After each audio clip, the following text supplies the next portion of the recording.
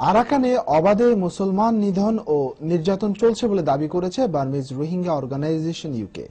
শুক্রবার আয়োজিত এক সংবাদ সম্মেলনে এই পরিস্থিতি ঠেকাতে জাতিসংঘ, মানবাধিকার সংগঠন সহ আন্তর্জাতিক কমিউনিটির সহযোগিতা চেয়েছেন নেতারা।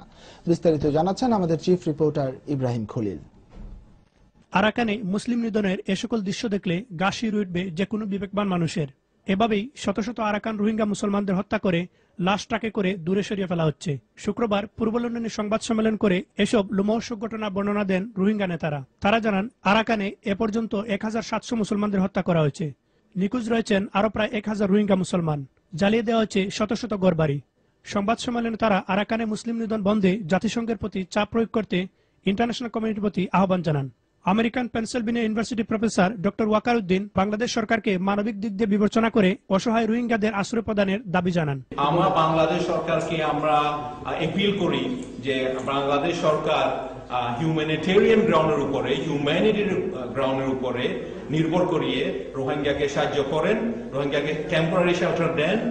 মানুষ যদি আপনার রিজেক্ট করে দিলে, মানুষ যদি ফিরাই দিলে যে মানুষ আসতেছে ওরাকে মারি ফেলবে, অলরেডি অনেক মারি ফেলছে। তো হিউম্যানিটি, আমি স্ট্রেস করি হিউম্যানিটির উপরে নির্ভর করিয়া বাংলাদেশ আমরা রোহিঙ্গাকে আসতেছে, যারা যান বাঁচাবার জন্য আসতেছে, ওরাকে কাইন্ডলি সাপোর্ট করেন, হিউম্যানিটির উপর ডিপেন্ড করিয়া, আর ওরাকে টেম্পোরারি শেল্টার দেন। এ সময় তিনি অভিযোগ করেন, আরাকানে আসলে কি ঘটছে তার প্রকৃত কারণ মিডিয়াতে উঠে আসছে না।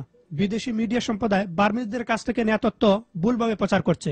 ইন্টারন্যাশনাল মিডিয়াকে এপিল করতেছে যে ব্যালেন্স রিপোর্টিং, বায়াস রিপোর্টিং না করিয়ে, সব রোহিঙ্গা থেকে ইন্টারভিউ করিয়ে, বার্মিজ থেকে ইন্টারভিউ করিয়ে, সবার কাছে থেকে সবাই সাথে কথা বলিয়ে ব্যালেন্স রিপোর্টটা করতে, সেলফ অ্যানালিসিস এই রিপোর্টটা নিয়ে আবার অ্যানালাইজ করিয়া রিপোর্টটা করতে।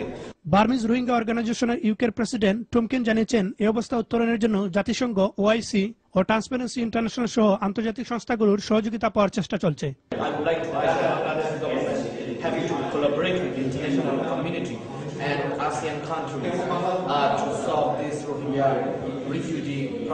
সংবাদ সম্মেলনে এছাড়াও অন্যান্যদের মধ্যে বক্তব্য রাখেন আরাকান রোহিঙ্গা ইন্টারন্যাশনাল অর্গানাইজেশনের chair Nurul Islam.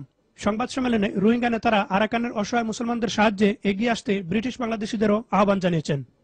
Ibrahim Khalil, Bangla TV news, London. দর্শক, আপনারা দেখছেন বাংলা টিভি সংবাদ। সময় হলো একটি বিজ্ঞাপন বিরতির, আর ফিরে এসে অন্যান্য সংবাদের সাথে আরো যা থাকবে। বাংলাদেশকে জঙ্গিবাদ, সন্ত্রাসবাদ থেকে